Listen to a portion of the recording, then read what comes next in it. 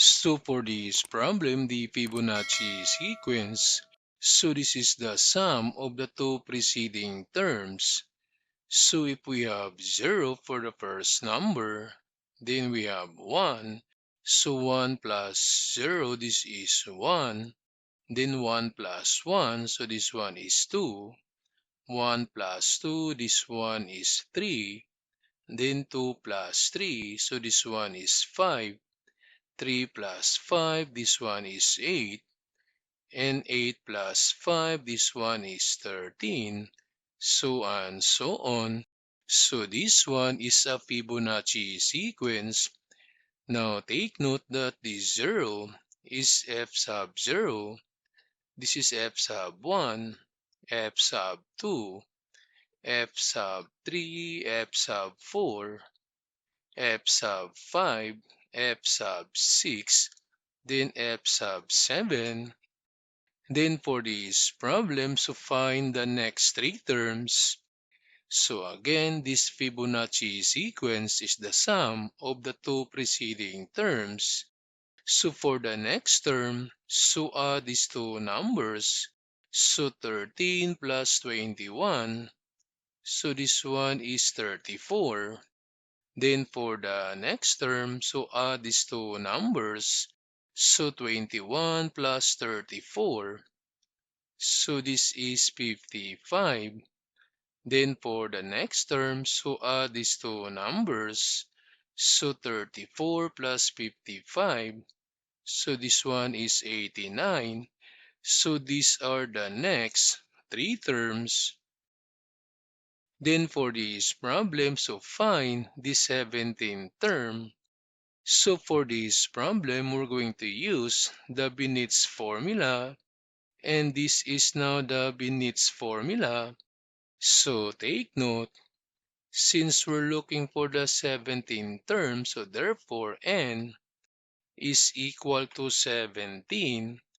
So we need to substitute this value for n to this formula.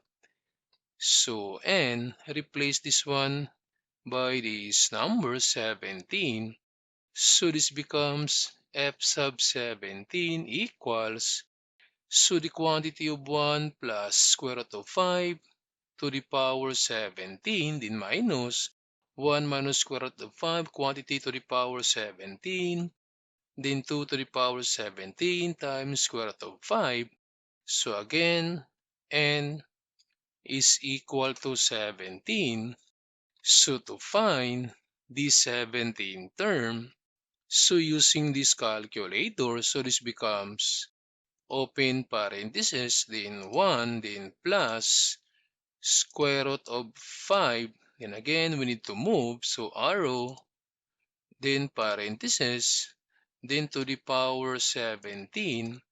So arrow, then minus parenthesis. So we have 1, then minus square root of 5. So again, we need to move. So arrow, parenthesis, then to the power 17, then equals, then divide by this 2 to the power 17. So we need to put inside the parentheses, then 2 to the power 17, then arrow, then times the square root of 5. Then again, we need to move, close parentheses, so equals, so therefore the 17th term is 1,597. Then for this problem, to find the 25th term, so again, n is equal to 25. So this one is f sub 25. So to solve using calculator, so we have open parentheses, then 1, then plus square root of 5, then arrow, close parentheses, so to the power 25, then arrow, minus, open parentheses, 1 minus square root of 5, then arrow, close parenthesis to the power 25, then equals, then divide by open parenthesis 2 to the power 25, then arrow, times the square root of 5, arrow, then close parenthesis, equals, so the 25th term is 75,205. Now using this calculator to find the value of the 17th term and 25th term, so we have open parenthesis, then 1, then plus the square root of 5, close parenthesis, then this is the power, so to the power 17, then minus, so open parenthesis, 1 minus square root of 5, then close parenthesis, then to the power 17, so equals, then divide by open parenthesis 2 to the power 17, then times this square root of 5, then close parenthesis, so that's equal to 1,597. Then for this 25th term, so we have 1 plus square root of 5, then to the power 25, then minus open parenthesis 1 minus square root of 5, then to the power 25, then equals, then divide, open parenthesis 2 to the power 25, then times the square root of 5, then close parenthesis, so that's 75,025. So this is how to use your calculator to find the value of the nth term.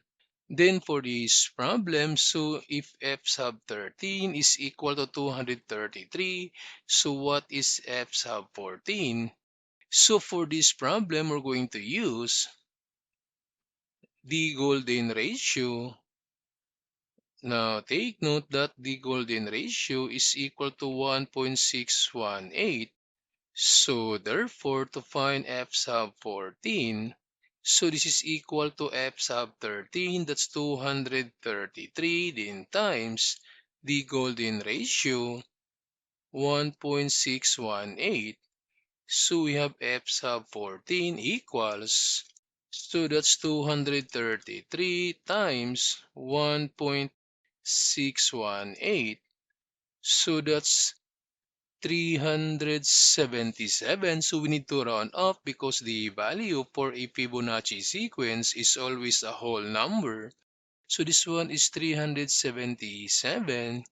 So f sub 14 is equal to 377.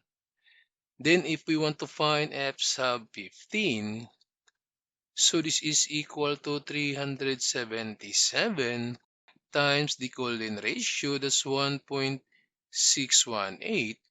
So therefore, f sub 15 equals, so this is 377, then times 1.618, so that's 610.